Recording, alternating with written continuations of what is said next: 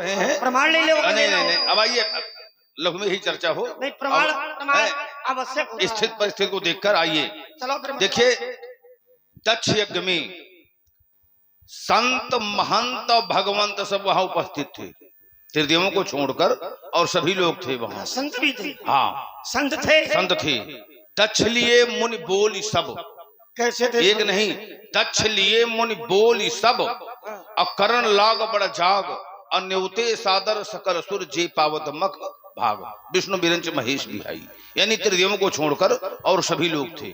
और जितने महात्मा थे वहां सब दक्षे के पक्ष में थे। ठीक है, तो यहां से बात तुम्हारी खंडित हो रही है। अब नहीं, जितने महात्मा थे सब दक्ष के पक्ष में थे। महात्माओं की बातें नहीं, सब महात्मा थे वहां। मेरी बात केवल संत की है। नहीं नहीं नहीं, रुको रुको रुको, क्या संत थे ये बताओ। सुनो पहले हमारी बात। संत हो तो प्रमाण दो। सुन लो पहले। दक्ष लिए मुनि बोल। मुनि बोल जितने मुनि हैं। तो मुनि माने संत? नहीं नहीं, मुनि माने नहीं, मुनि को अलग मान रहे हो संत से? बोला लगे ना, क्यों? मुनि अलग है, संत अलग है। देखिए, मुनि की परिभाषा अलग है, संत की परिभाषा अलग है। हमारे लिए प्रमाण आएगा मुनि। अरे आएगा, वो विषय अलग है। मुनि और संत भी हमें कहा गया। इतने प्रमाण है तो मैं कोई प्रमाण नहीं मिला। इन्हें संत भी दूसरे का हो तो मुनि। सुनो पहले, मुनि संत महात्मा सन्यासी कैसे एक है? एक ही बात है। आइए, अलग अलग प्रमाण है मेरे पास। सुनो पहले, बीच में नहीं। तो ऐसे जबरदस्ती का ना बताओ भाई। भृगु, वहां जो भृगु मुनि थे आचार्य थे। संसार के जितने महात्मा थे सब वहां उपस्थित थे। ठीक है, और उन्हें संत नहीं कहा जाएगा ना। हाँ, संत अलग से आ जाएंगे। कहाँ कहा गया? नहीं, संत अलग से आ जाएंगे। वो संत नहीं थे। क्या महात्मा भृगु ने क्रोध नहीं किया? ये महात्मा भृगु ने क्रोध तो किया, फिर लेकिन संत की परिभाषा क्या है? पहले थोड़ा सुन लो, थोड़ा सा। देखिए, उन्होंने क्रोध किया, लेकिन उन्होंने परीक्षा लिया था। सुनो, परीक्षा लिया था। इधर तो आओ। सुनो, परीक्षा लिया था।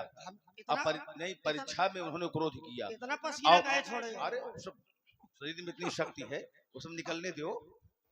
अरे तो अब परीक्षा लिया और तभी ये प्रमाण पत्र मिला था कि त्रिदेवों में भगवान विष्णु श्रेष्ठ है। और अगर हमारे बाबा भृगु परीक्षा न लेते तो ये निश्चित न हो पाता कि त्रिदेवों में श्रेष्ठ कौन है। अब देखिए, सती जी का भगवान शंकर के चरणों में जो अनुराग था वो अटल था। भले ही भगवान शिव की बात नहीं मानी, इसलिए कि कोई भी नारी हो, अगर पति के यहाँ है वो या पति से अलग है, तो ये नहीं कि वो पति भक्ता नहीं है, पति प्राण है। लेकिन अगर पिता के यहाँ कोई उत्सव हो रहा है और उस समय पति मना भी करे तो जल्दी से कोई नारी स्वीकार नहीं करती कि नहीं, अपने मायके में नहीं जाऊंगी। और अगर ऐसा किया गया तो निश्चित है कि वहां कुछ ना कुछ विवाद तो होगा ही, है ना। तो नहीं मानी, भगवान शंकर की बात नहीं मानी।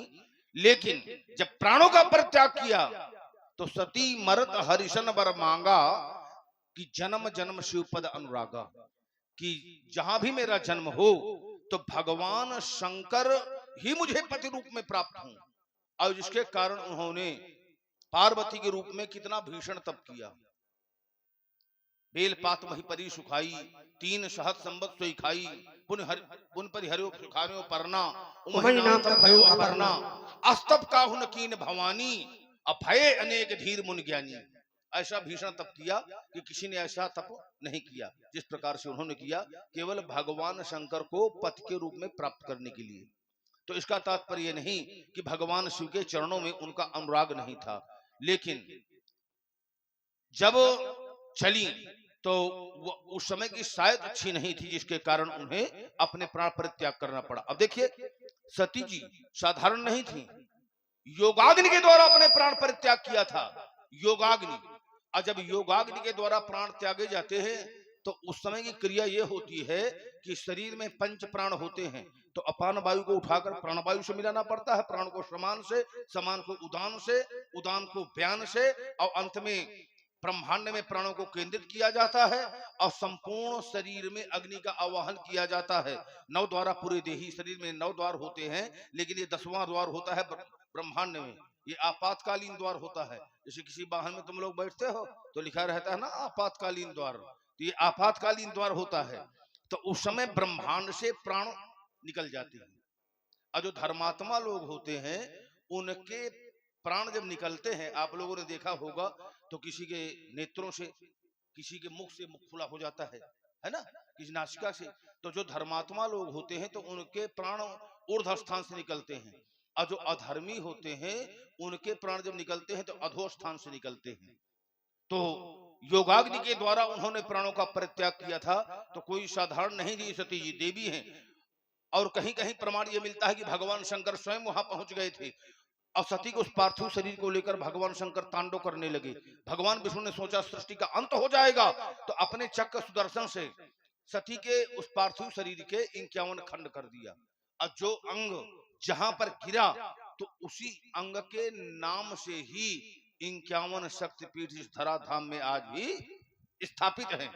जैसे जहां पर नेत्र गिरे तो उस स्थान का नाम हुआ नैना देवी, जहां कच्छ गिरे, यानी आदि आदि जहां पर जो अंग गिरा, 51 शक्तिपीठ आज भी हैं। ठीक है, तो कहीं ना कहीं परमात्मा के द्वारा जब कोई कार्य होता है तो कोई ना कोई उसमें रहस्य जुड़ा होता है। तो देखो 51 शक्तिपीठ हो गए, वहां भक्त लोग जाते हैं, उनकी मनोकामना पूरी होती है। ये बात रहस्य तो हर बात में, लेकिन उसे एक बात खोला जाए। अब देखो 2 बातें आपकी हो गई, धर्म थोड़ी में 2 क्षण मेरी बात सुन लो सीधी। अच्छा, आपने बताया कि शरीर में 5 प्राण होते हैं, अपान, व्यान, उदान, समान, प्राण। अच्छा, ये 5 निकल जाए,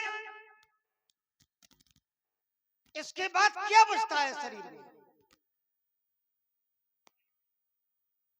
देखा होगा मृत्यु के बाद भी अगर शरीर रखा रहेगा तो शरीर फूल जाता है। तो 5 प्राण निकलने के बाद वो कौन सा प्राण है जो शरीर में मरने के बाद भी रहता है?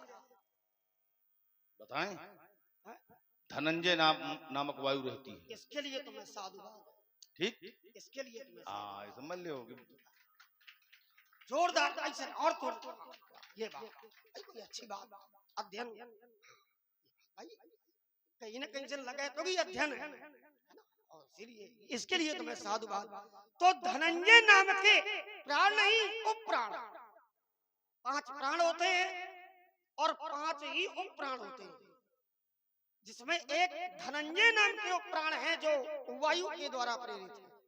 तो वो प्राण शरीर में उपस्थित रहते हैं, इसीलिए 5 प्राणों को निकलने के बाद भी वो व्यक्ति का शरीर फूल जाता है। और जब वो प्राण निकल जाते हैं, एक देखो, और अब अच्छे लोग बैठे हैं, भले ही थोड़े हैं, धनंजय नाम के प्राण रहते हैं, लेकिन वो प्राण किस क्रिया के बाद निकलते हैं, इस पर भी थोड़ा चिंतन हो जाए। इसमें रहते हैं, कई क्रियाएं होती हैं मरने के बाद, थोड़े बता दूं, यहां तक कि अंत्येष्टि तक, 13वीं तक आदि आदि क्रियाएं की जाती हैं। तो अंत्येष्टि तक वो धनंजय नाम के प्राण शरीर में रहते हैं, लेकिन कौन सी क्रिया के बाद में प्राणों का महाराज बल समाप्त हो जाता है, इस पर भी थोड़ा थोड़ा चिंतन होगा महात्मा जी का। आइए 2 बातें आपकी और हैं, थोड़े में हम निपटाए दे रहे हैं। आपने कहा कि मुनि संत महात्मा सब एक ही है। देखो महाराज, जबरदस्ती ना मनवा, लड़का समझ के दबाव ना। हाँ भाई, जो सत्य है वही बोलो। हाँ, अब ऐसा थोड़ी है, ये सब बैठे हैं तो महाराज अच्छी जानकारी। देखो, मुनि अलग है, संत अलग है। मुनि की परिभाषा क्या है? तो मनशीला सा मुनि, ये मुनि है। महाराज संत क्या है? तो बोले सम दम नियम नीत नहीं डोलई। आगे परुष वचन कबहु नहीं बोले।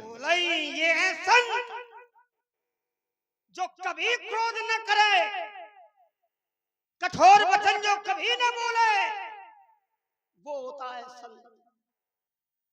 महात्मा कौन है? महाराज जीवात्मा को जो परमात्मा से मिला दे उसे कहते हैं महात्मा। जीवात्मा और परमात्मा के भेद को जो जानता है वो है महात्मा। ये सब अलग अलग परिभाषाएं, सबकी अलग अलग। तो महाराज हाँ, भाव पक्ष में नहीं कुछ कहा जा सकता है। भाव जैसे आपने कहा कि हमें कहा जाएगा तो वहां समर्पण का भाव होगा और भाव पक्ष होगा। और जब भाव पक्ष होता है हमारा तो ये बातें स्वीकार की जाती है, लेकिन तर्क में कभी भाव पक्ष नहीं होता है। तो यहाँ है तर्क, इसलिए भाव पक्ष की बात यहाँ नहीं मानी जाएगी। कहा जाएगा, कब कहा जाएगा, कौन कहेगा, कैसे कहेगा, ये विषय अलग का है, आगे का है, भविष्य के गर्भ का है। वर्तमान की जो बातें हैं तो महाराज वहां पर भी महात्मा भृगु हो या कोई हो, जिसने भी कठोर वचनों का प्रयोग किया है तो फिर वो संत शब्द से अलंकृत नहीं किया जाएगा। एक छोटी सी बात आपने कहा कि सती जी चली गई, जाना चाहिए पिता प्रभु माता आदि इनके यहाँ जाना। अच्छा, छोटी सी बात है मेरी, यहाँ बात हमारे सहयोग और विरोध की हो रही है। हमने कहा कि माता सती विरोध में गई, आपने कहा कि विरोध में नहीं गई। अच्छा, पति की बात न मानना ये पति का सहयोग है कि विरोध? अच्छा, यद्यपि तुमसे ये बात हमें नहीं पूछनी चाहिए क्योंकि तुम्हारी पत्नी का दूर दूर तक कोई अता पता नहीं है। कहने का मतलब विवाह से कोई संपर्क नहीं है, विवाह हुआ भी नहीं है। कहा जानो तुम पत्नी के विषय में? हाँ भाई, विवाह हो तो जानो, यद्यपि पत्नी के विषय में। अब हमारी बात सुनो, चलो हटाओ पत्नी। तो ये विरोध है कि सहयोग? शिवसम को रघुपति व्रतधारी, अब बिन अघ तजी सती अस नारी। सती जी को पाप नहीं लगा, बिन अघ तजी कोई पाप नहीं लगा। तो अगर उनके द्वारा ऐसा अनुचित कार्य किया गया होता तो उन्हें पाप लगता, लेकिन पाप नहीं लगा। तो इससे निश्चित हो रहा है कि सती जी ने जो है अनुचित नहीं किया। ठीक, बस केवल एक ही थाली में तुम्हारी समस्त बातें कट रही हैं। अब देखिए, जो ये पंच वायु हैं, नाग, कूर्म, कृकाल, देवदत्त और धनंजय, ये पंच वायु हैं। तो ये जानते हो शरीर के किन उद्वेगों से जुड़ी हुई हैं? चमुहाई, हिचकी, डकार, पानवायु आदि आदि, ये इनसे जुड़े हुए हैं कि अगर किसी प्राकृतिक उद्वेग को आपने दमन किया तो उनसे वो वायु प्रभावित होती है और उसी से भी नाना प्रकार के रोग जो है उत्पन्न होना प्रारंभ हो जाते हैं। हमें वैदिकी के भाई अनुभव है, समझ लेना, हमारे भाई सुखेंद्र वैद्य है। अब कौन कौन से किस उद्वेग का दमन करने से कौन कौन से रोग उत्पन्न होते हैं ये भी सब हम तुम्हें बताएंगे। है आचार्य सुश्रुत की संहिता का हमने अध्ययन किया है, तो ये वैदिकी का विषय है। अब देखिए, ये भी संत, अब सुनो, संत और मुनि ना सब अनुभव है, हमें तंत्र मंत्र जंत्र यंत्र सब करते। मुनि मुनि नारद जी को मुनि कहा गया है, एक बार नहीं अनेकों बार नारद जी को मुनि कहा गया। नारद मुनि मोहि ज्ञान जो कहा, हाँ, मुनि हित कारण कृपा निधाना, अनेकों बार मुनि शब्द आया। और उन्हीं को संत आया, क्रोध ही उन्होंने किया। फरखत अधर कोप मन माही और सपक चले कमला पद पाही, तैहों श्राप की मरी हो जाई, जगत मोर उपहास कराई। 3 श्राप दिया, लेकिन इसके पश्चात उन्हें क्या रहा है कि नारद देखो विकल जयंता, तो लाग दया कोमल चित संता। संत आया कि नहीं आया? तो बात एक ही है। तो जब अन्य महात्मा उस तरह मिला करें तो ये सब बातें उनके आगे किया करो, ठीक है। और ये सब जानते हो कि ये सब हमें इन सब बातों का विशेष अनुभव है, तो इसलिए राजकुमार लक्ष्मण नहीं तो अब सुन लो, हमारा जो यहाँ पर धरातल है तो केवल जिसने धनुष तोड़ा है, आवाज हम उसे जानेंगे कि इतना प्रचंड वीर इस धरती पर कौन हुआ जिसने भगवान शंकर के धनुष का खंडन किया। ऐसे जान न पाओगे? नहीं नहीं, आज उसे हम जानेंगे। ऐसे जान न पाओगे? उपाय? हाँ, उपाय हमसे पूछो, उपाय बताएंगे हम। उपाय पूछते चलो। जानोगे कैसे? उसके लिए भी भगवान की कृपा चाहिए। अगर भगवान की कृपा नहीं होगी तो नहीं जान पाओगे। थोड़ा विचार तो करो महाराज, ये धनुष साधारण नहीं था। इमे दुई धनुषी दिव्य श्रेष्ठ लोकार्ध पूजते, ऐसा धनुष था ये। और क्षण मात्र में जिसने तोड़ दिया हो महाराज, वो साधारण पुरुष नहीं होगा। और उसको जानने के लिए वो कभी क्रोध से जाना ही नहीं जा सकता है। उसके लिए चाहिए प्रेम, उसके लिए चाहिए नम्रता, उसके लिए चाहिए विनम्रता, उसके लिए चाहिए भगवान की भक्ति का मार्ग। और जब भक्ति करोगे, मार्ग मिलेगा, भगवान की कृपा होगी, तो उनकी प्रभुताई को जानना सरल हो जाएगा। कौन जानेगा? तो फिर जान वही पाएगा जिसे वो जनाएंगे अपनी कृपा से। सो जाने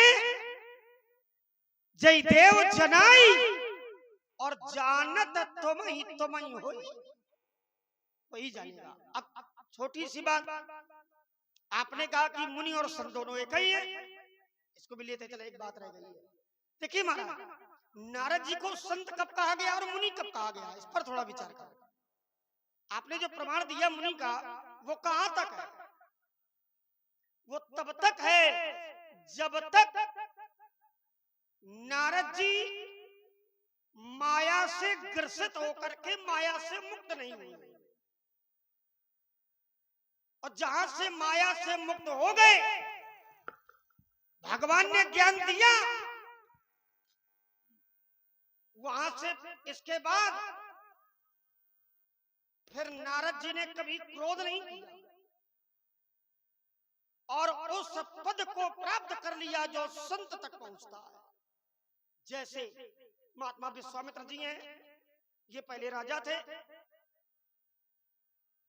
मुनि बनने का प्रयास किया, तपस्या भी की, ब्राह्मण बनने का प्रयास किया, ब्रह्मर्षि बनने का प्रयास किया, बहुत तपस्या की, लेकिन सफलता नहीं मिली। लेकिन जब महात्मा श्री विश्वामित्र जी ने उन कर्मों को ग्रहण कर लिया, उस पद को प्राप्त कर लिया कर्म के द्वारा, कब? जब महात्मा ने कठोरता को दूर किया और विनम्रता को स्वीकार किया, तो महाराज महात्मा वशिष्ठ जी ने महात्मा श्री विश्वामित्र जी को ब्रह्मर्षि पद से अलंकृत कर दिया। यही बात नारद जी में है। जहां से भगवान ने ज्ञान दिया है, माया को दूर किया है, माया के पहले तो भगवान को ही कठोर बोले। अब बताओ, संत क्या भगवान को श्राप देंगे? भाई संत कभी भगवान को श्राप नहीं देंगे। और नारद जी ने तो वो महाराज ऐसे ऐसे वचन बोले, मैं दुर्वचन। अब भैया दुर्वचन बोलने वाला क्या संत होगा? भगवान को बोले परम स्वतंत्र, न सिर पर कोई, तुम्हारे सिर में कोई यही नहीं, परम स्वतंत्र हो, तुमने हमारा अपमान किया, मैं तुम्हें श्राप देता हूं। फरकत अधर, अधर माने लोभ जम हाँ। कराला। तो महाराज फरकत अधर और कोप मनमाही, तो कोप मनमाही है तो फिर संत नहीं है। और भगवान को श्राप दे दिया। भगवान ने माया दूर की, और जब माया दूर कर दी, भगवान को ज्ञान दिया, फिर जाकर के सत्य धाम की ओर नारद जी ने भगवान के नाम का निरंतर जाप किया, तो महाराज उस पद को प्राप्त कर लिया जो संत रूप में परिपूर्ण है। इसके बाद कभी नारद जी को मुनि कहा गया हो तो बताना हो, फिर संत कहा गया, क्योंकि संत पद से अलंकृत हो गए। तो यही बातें सबके लिए लागू होती हैं। महाराज व्यक्ति कभी कभी साधारण होता है, लेकिन उसके द्वारा ऐसे कर्म किए गए कि पद से विभूषित हो जाता है, वही योगी हो जाता है, वही वियोगी हो जाता है, वही संत हो जाता है, वही ज्ञानी हो जाता है, वही महाज्ञानी हो जाता है, वही विज्ञानी हो जाता है। तो जैसे जैसे व्यक्ति आगे बढ़ता रहता है, वैसे वैसे व्यक्ति के साथ में पद, कोई अधिकारी है तो महाराज जैसे जैसे उसके कर्म अच्छे होते रहेंगे, तो वो अधिकारी ऊंचाई की ओर जाता रहेगा। और जैसे जैसे ऊंचाई की ओर जाएगा, वैसे ही बड़े बड़े अधिकार उनके अंदर प्राप्त होने लगेंगे, आने लगेंगे। तो वही महाराज सब में लागू होता है, कोई भी हो संसार में। और देखिए आइए संसार में लागू हो रहा है। हाँ, सब में। और संसार से कुछ अलग भी होते हैं। अच्छा, अलग कौन होते हैं? हाँ हाँ, वो तो देखिए निराशीर चित्तात्मा त्याग सर्व परिग्रह शरीरम केलोम कर्म कुर्मन कुरबरम नाभ केवलसम। शरीरम केवलम कर्म कुर्वनस नाभ के लिए विषम, यानी जिसने समस्त आशाओं का परित्याग कर दिया, जो समस्त भोगों से निष्प्रहा हो गया, जिसने इंद्रियों पर संयम प्राप्त कर लिया, वो संसार में रहते हुए भी संसार से विरत होता है। शुभेच्छा विचारणा तन्मानसा सत्वापति असंशक्ति पदार्थ भावनी तुरियातीत। और जब तुरियातीत अवस्था में योगी पहुंच जाता है तो उस समय वो परम हंस की स्थिति में होता है। न उसका कोई शत्रु होता है, न कोई मित्र होता है। निंदा करने वाले से कोई द्वेष नहीं होता और अस्तुत करने वाले से कोई प्रेम नहीं होता। अजगर वृत्ति हो जाती है। एक स्थान पर किसी ने भोजन करवा दिया तो कर लिया, किसी ने नहीं करवाया कोई बात नहीं, ऐसी स्थिति हो जाती है उस समय महात्मा की। अब देखिए नारद जी वहां पर केवल कठपुतली के रूप में थे। जो पुराने लोग हैं उन लोगों ने देखा होगा, पहले कठपुतली बना करती थी ना, और नचाई जाती गई थी। क्यों? कठपुतली। अब देखिए कठपुतली नाचती तो है, लेकिन अपनी इच्छा से नहीं नाचती, नचाने वाले के अनुसार नाचती है। जैसा नचाने वाला नचाएगा उसी अनुसार कठपुतली नाचेगी। तो नारद जी वहां पर थे कठपुतली। जिस समय काम ने नारद जी की समाधि भंग करने का प्रयास किया, उस समय भगवान विष्णु ने ही रक्षा किया। सीम की चापी सकै को तासु बड़ रखवार रमापत जासु। और जब भगवान विष्णु के पास जाकर के उन्होंने ये बताया कि मैंने काम पर विजय प्राप्त कर लिया, तो भगवान नारायण ने समझ लिया कि उर अंकुरो गर्भ तरु भारी। और जब श्राप दिया और अंत में परमात्मा ने जब अपनी माया को हटा लिया, तो नहीं तह रमा न राजकुमारी। जब हरी माया दूर निवारी, और नहीं तह रमा न राजकुमारी, न वहां रमा और न वो राजकुमारी। तब मुनि अति सभीत हरि चरना, अब गहे बाहि प्रण तारित हरना, मृखा होय मम श्राप कृपाला। तो भगवान विष्णु ने कहा कि मम इच्छा कहे दीन दयाला, कि मेरी इच्छा से ही सब ऐसा हुआ है। तो परमात्मा की इच्छा से ही सब कार्य हुआ था। वहां पर जो भी कुछ हो रहा था, तो उसके सूत्रधार भगवान विष्णु थे और नारद जी कठपुतली थे।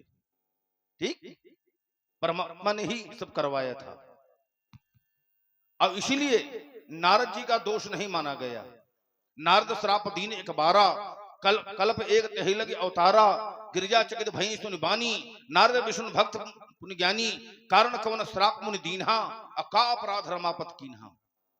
अपराध भगवान विष्णु का माना गया, कारण कवन श्राप मुनि दीन्हा, अका अपराध रमापत कीन्हा। तुम क्या कह रहे हो? जब क्रोध किया इसके बाद उनको मुनि नहीं कहा गया, आगे भी मुनि कहा गया है। और मोह वहां पूर्णतया समाप्त नहीं हुआ, मोह बना रहा है कुछ ना कुछ। और यद्यपि विषांतर होगा संदर्भ अरण कांड में, नारद जी ने सोचा कि मोर श्राप करी अंगीकारा, कि मेरे श्राप के कारण आज परमात्मा को वन में घूमना पड़ रहा है। अब वहां पर गए और तब स्वयं परमात्मा के द्वारा कहना पड़ा कि कौन वस्तु असप्रिय मोहि, कौन वस्तु असप्रिय मोहि लागी, जो मुनिवर तुम से कहूं न मांगी। मुनि कहूं कुछ अदे नहीं मोरी, वहां भी मुनि कहा गया, आगे भी कहा गया। नारद मुनि मोहि ज्ञान जो कहा, और आगे भी कहा गया। तो ये नहीं कि मुनि और संत अलग अलग हैं, उसको अलग अलग न करो।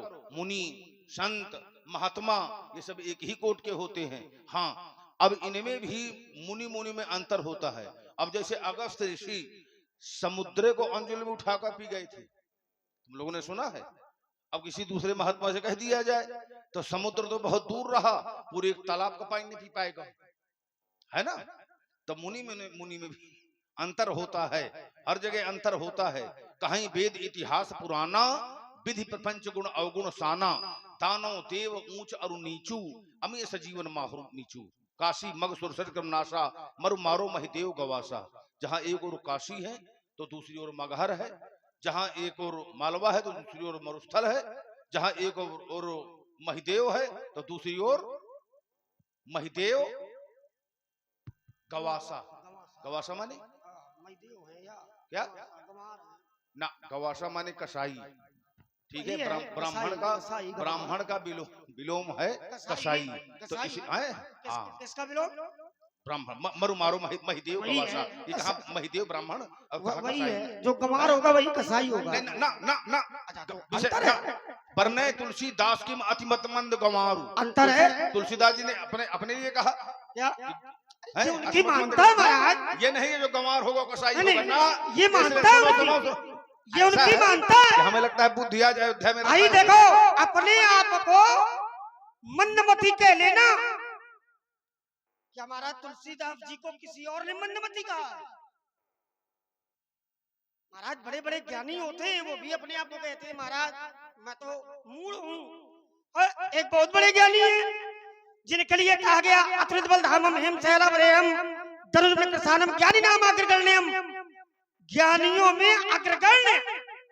और जब भगवान के सामने गए, भगवान को पहचान लिया, तो उन्होंने कहा एक मंद मैं मोह बस कुटिल हृदय ज्ञान, मैं अज्ञानी हूँ, मूढ़ हूँ, कुटिल हूँ, अज्ञान आदि आदि। तो महाराज ये व्यक्ति की मानता है ना, उसको गलत भाव में न जोड़ो, जो सत्य है वही आओ। आइए, आपने कहा कि नारद जी तो कठपुतली थे। कठपुतली बोले जो करवा रहे थे भगवान वही वो कर रहे थे। बढ़िया नियम बता रहे हो, बर्बाद कर दो संसार का तुम। और अच्छा भगवान, अरे भाई भगवान जो कराते हैं तो क्या भगवान बिना कारण के करवाते हैं क्या? भाई भगवान बिना कारण के नहीं करवाते हैं। प्रमाण वही है नारद जी के प्रसंग में, कहीं जाना नहीं है। इसके पहले कामदेव नारद जी के पास आया, लेकिन नारद जी का बाल बांका नहीं कर पाया, चरणों में गिरना पड़ा कामदेव को। क्यों? क्योंकि नारद जी भगवान की भक्ति में लीन हो गए थे। ये नारद जी के कर्म है कि नारद जी भगवान की भक्ति में लीन हुए। तब भाई देखो, अगर ध्यान से नहीं सुनोगे तो फिर विषयांतर हो जाएगा। कोई वो रटा हुआ विषय तो है नहीं, बात आई अब पता नहीं, अब ध्यान भटका तो वो निकल जाएगी। जिसको न समझ में आए तो हमसे पूछ सकते हो, है ना, या कोई प्रश्न है या कोई बात है तो हम पूरा प्रयास करेंगे, है ना, समझाने का। अगर किसी के पास समाज में कोई प्रश्न हो या कोई बात हो तो आप पूछ सकते हो, ये संकोच, है ना, फरसा ये नहीं चलेगा, परेशान न होना बिल्कुल। जब तक हम खड़े हैं तो इनकी हिम्मत नहीं कि फरसा चढ़ा दे, है ना। कोई बात हो तो आप पूछ सकते हो, लेकिन बात सुनना ध्यान से। देखिए, बिना व्यक्ति के कर्मों के भगवान की इच्छा भी नहीं व्यक्ति के साथ लगती है। जब व्यक्ति के कर्मों को देखा जाएगा तभी भगवान की इच्छा लगेगी। और देखिए, नारद जी के कर्म जब तक भगवान के अनुकूल रहे तब तक कामदेव नारद जी का बाल बांका नहीं कर पाया। और जैसे कामदेव को नारद जी ने जीता तो नारद जी के मन में ये आ गया कि कामदेव को तो मैंने जीता। बस जब व्यक्ति ये समझ लेता है अरे ये काम तो मैंने किया है, यहीं पर अहंकार की उत्पत्ति है। और जब तक नारद जी ने ये नहीं कहा कि मैंने काम को जीता है तब तक अहंकार नहीं आया, ना कामदेव कुछ बिगाड़ पाया। और जैसे नारद जी का कर्म कर्तव्य नारद जी को आगे लाया, भगवान को पीछे किया, वैसे अहंकार ने नारद जी पर सवारी डाल दी।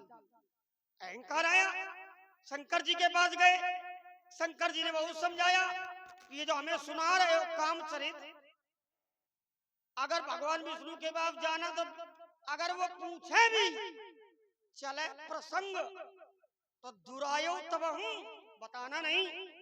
लेकिन भगवान शंकर की भी बात नारद जी को अच्छी नहीं लगी। दीन संभ उपदेश हित और नहीं नारद ही सुहान। और याज्ञवल्क्य जी कहते हैं भरद्वाज जी से याग भरद्वाज कौतुक सुनऊ हरि कछा बलवान। बलवान। और इसलिए भरद्वाज जी से कह रहे हैं, भरद्वाज मुनि बसे हैं प्रयागा। भरद्वाज ऋषि प्रयाग में निवास करते थे। तो भरद्वाज जी के गुरु हैं वाल्मीकि जी। सब पूरा बताओ। ठीक है। कौन प्रयाग में बसते हैं? प्रयाग जहाँ पर तीनों गंगा यमुना प्रयाग भी सरस्वती दो प्रकार के हैं ना? नहीं, जहाँ पर भूगोल के अनुसार जहाँ पर गंगा यमुना भूगोल के हाँ, जहाँ तीनों का संगम है वही प्रयाग। तो भरद्वाज जी के गुरु हैं वाल्मीकि मुनि। अब वाल्मीकि जी के गुरु हैं नारद जी। तो इसीलिए याज्ञवल्क्य जी समझा रहे हैं कि भरद्वाज कौतुक सुनो हर इच्छा बलवान, कि आगे तुम्हारे गुरु जी का क्या हाल होगा ये ध्यान देना। ध्यान देना। इसलिए भरद्वाज कौतुक सुनो, क्यों? ये समझा रहे हैं। क्योंकि नारद जी ने कर्ता अपने आप को बना लिया। अब नारद जी के जैसे जैसे कर्म होंगे वैसा ही परिणाम भगवान के द्वारा दिया जाएगा। और सिद्धांत बन गया। सिद्धांत कहता है कर्म प्रधान विश्व रचि राखा या करी राखा, और जो जस करे सो तस फल, काउ न को सुख दुख करदाता, और निज कृत कर्म भोग सब। तो जब तक नारद जी के कर्म विपरीत रहे तब तक नारद जी उसमें में लिप्त रहे। और जैसे नारद जी माया से हटे, नारद जी चरणों में गिरे, तो महाराज वहीं से नारद जी के साथ भी भगवान की कृपा अनुकूल रूप में हो गई। और यही नियम सबके साथ लगेगा।